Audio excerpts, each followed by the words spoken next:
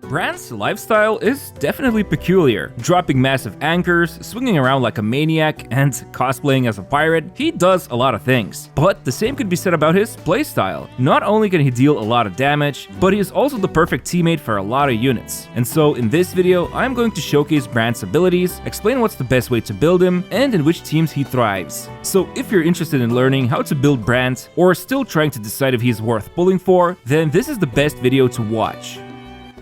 As always, keep in mind this video was made thanks to the early access server, so the footage and Brant stats shown here are subject to change. Okay, so quick overview of Brant. What's so great about him? Well, first of all, he does a little bit of everything. He can shield, heal, and provide some strong buffs thanks to his outro. Not only that, Brant can also deliver some serious damage, and there's several ways you can build him. Most important of all, the dude can swing around like a Spider-Man in open worlds, so he's pretty hilarious as well. Anyway, starting off with normal attacks, he has a 4-hit combo you can unleash on the ground, but honestly, Brant's playstyle basically revolves around mid-air attacks, and these ground attacks are usually done as a last resort, although you can do this heavy attack called Rhapsodic Riff after 2nd or 4th hit, and you can also use it after 4th hit of mid-air attack. But you still want to do aerial combat with him. So when looking at his mid-air attacks, it's also a 4-hit combo, although it actually takes a while to finish, but after each hit, he flips back to notify you can now launch the next hit, or you can just keep mashing the attack button. Most importantly, you can hold down after the 1st and 2nd hit to do the spinning slash attack that kinda looks similar to Camellia's attack. But the reason you'd want to use these hold attacks is that they help gain a good bit of forte bar. Now, there's also the resonance skill. By tapping it, Brant does a quick attack and launches himself into air. You can now use the mid-air combo, or if you press the skill again, he will deliver a plunge attack. And the skill cooldown is actually only 4 seconds long, so you can include it in some rotations if you want to trigger the Molten Rift set, but I'll talk about this more in a moment. But let's take a look at the most important part of Brant's kit, the Forte. First of all, it passively improves Brant's attack by 12 points for each energy regen point he has over 150% energy regen, so he can obtain at most 1560 attack when he has 280% energy regen. On top of that, when Brant's Forte reaches 25, 50, 75, and 100 points, he will heal the team for about 1100 HP. You can also see the small breakpoints here as well. Oh, and the Forte he generates is called Bravo points, just so you know. Now, he can build up his Forte with normal attacks, intro, as well as with resonance skill. However, keep in mind, he must hit the targets to generate those points, unlike some other characters. But what happens when Brant has full 100 points with his Forte? Well, how about the fact his skill can now drop a massive anchor on the enemies? And not only this is his hardest hitting attack, he also generates a pretty thick shield, usually around 9500 HP if you reach 280% energy regen. Most importantly, this anchor generates a ton of concerto energy, so it's extremely crucial he lands this attack, or else you just bricked his rotation. Finally, there's Resonance Liberation. It deals good amount of damage, and it can be performed in mid-air. Afterwards, everyone in the team is healed for about 1800 HP, and Brant also enters the Aflame state for 12 seconds, and during this, he will build up his Forte bar much more efficiently, and his passive, which boosts attack for every energy regen, becomes better, and now he can gain up to 2600 attack at 280% energy regen. So, long story short, you will want to start off with Brant's Liberation to become super boosted, and by calculating all of his healing, on average, he heals the whole team for about 6400 HP, which honestly it's not a lot, but he does provide a pretty chunky shield as well. But let's not forget he has an intro skill that launches him into mid-air, and next time you can follow up with the second combo hit, which is quite useful for rotations. And then he also has second inherent skill, which improves his resistance to interruption when doing mid-air attacks and boosts his fusion damage by 15%. The first inherent simply boosts healing from Forte. But yeah, let's quickly now talk about rotations. The basic rotation starts off with him doing intro, then trigger his liberation, and afterwards, immediately do the second mid-air attack while holding it down, and after it's finished, attack again with the third hit, and by now, there should be enough Forte to trigger the enhanced skill to drop the anchor. Finally, use the echo and outro skill afterwards. But for those who will be using him with Molten Rift echo set, after intro skill, tap the resonance skill button, but immediately cancel it to maintain Brant in air, then trigger liberation, and then hold down both mid-air 1 and 2 attacks, and follow up with the third hit, and by now you should have enough Forte to trigger the anchor from skill. Afterwards, use echo and outro. Keep in mind, since some animations Brant does, like the anchor drop, are pretty long, you can swap cancel it into other units like Chun-Li. And also, if you play him in quick swap teams, then his rotation is very similar, but you can just swap out at the moments you deem right. But yeah, that's pretty much how Brant works. Next, let's look at his build.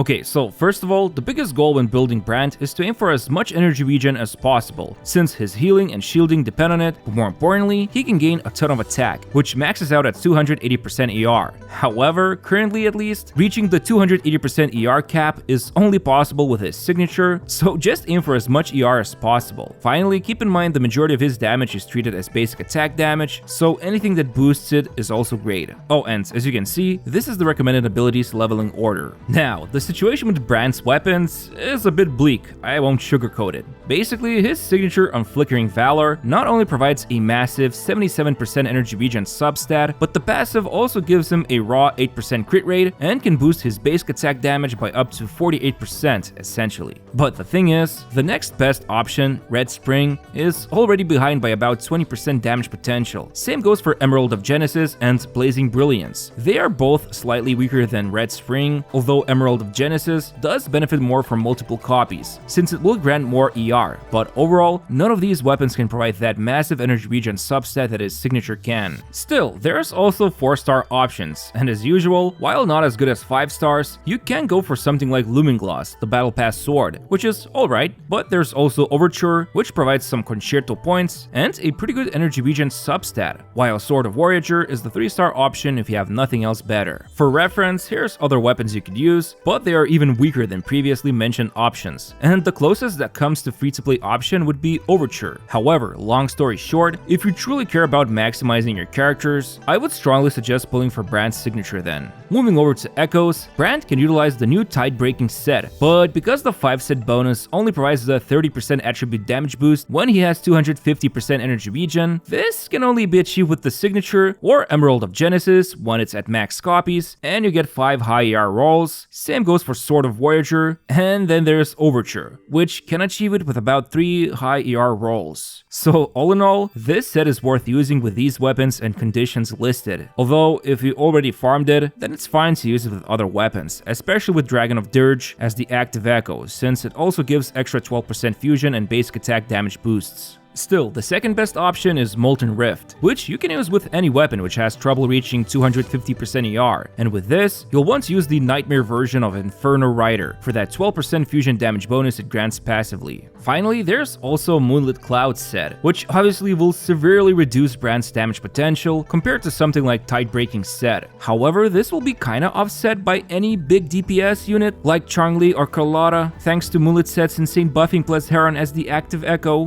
but as a last resort, you could also use Rejuvenating set, but it's the weakest of the bunch, and only worth going for as a temporary solution before you farm up one of the other sets. Now, looking at the main stats, as always, 43311 is best, and really, the majority of time you will want to go with double energy regen 3 costs. However, in a rare case, if you get really good substat rolls for ER when you're using Brant's signature, and if you can maintain at least 260% ER, you can switch out 1 3 cost to fusion damage instead. And then of course, for 1 costs, use attack main stats. Finally, when looking at substats, always prioritize energy regen, then critical rate and damage, followed by basic attack damage, attack percent, and flat attack as worst case scenario.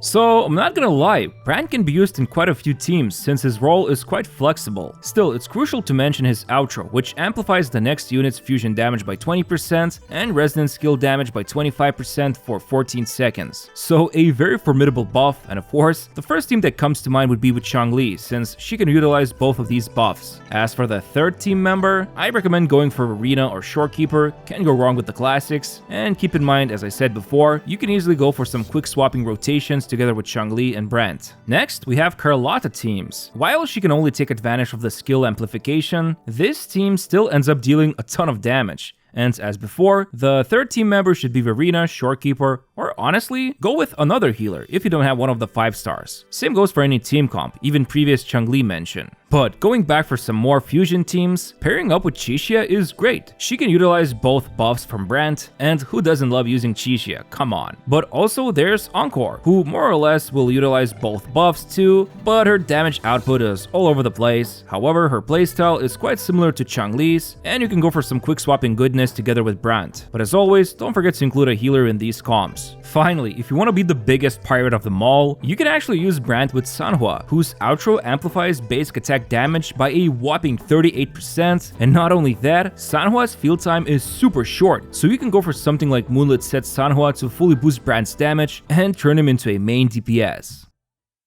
Alright, let's quickly go over Brant's sequences and which ones are worth going for. Starting with the first sequence, the anchor drop now slows down enemies, and each time you use intro skill or when Brant flips in mid-air after each hit, he gains 20% damage boost for up to 3 times, so 60% total. A very solid sequence. Then sequence 2 gives Brant a massive 30% critical rate boost for his anchor and mid-air attacks. If that's not enough, now after casting his outro, teammates who hit with their resonance skill also invokes a special Brant's attack for 440% of his attack, which can happen up to 2 times. Again, a super solid sequence. Next we have S3, which boosts Anchor's damage, which is nice. Then S4 boosts his shielding and healing from the Forte, which is like whatever. Then S5 gives 15% basic attack damage boost for 10 seconds when he deals basic attack damage. And finally, the 6th sequence gives him a meaty upgrade to his mid-air attacks, and his anchor can now cause an explosion. Overall, I would strongly recommend obtaining Brant's signature first, before you invest into his sequences. Afterwards, both first and second sequences are really strong options for him, which are great to go for if you want this pirate cosplayer to be better. But yeah, I'd say Brant is a cool unit, and I personally enjoyed swinging around with him like a madman. Still, it's a bit of a bummer his signature weapon is that good on him, and on top of that, he doesn't have the best AoE potential. Although when he does so many things, which includes healing, shielding, and boosting the team, it's fine to be honest. So if you can get behind his playstyle and have units ready to utilize him, Brant is a pretty cool guy to pull for. Anyway, hope you found this video useful, and I'd really appreciate it if you could press the like button and subscribe to my channel. Thanks, and see you soon.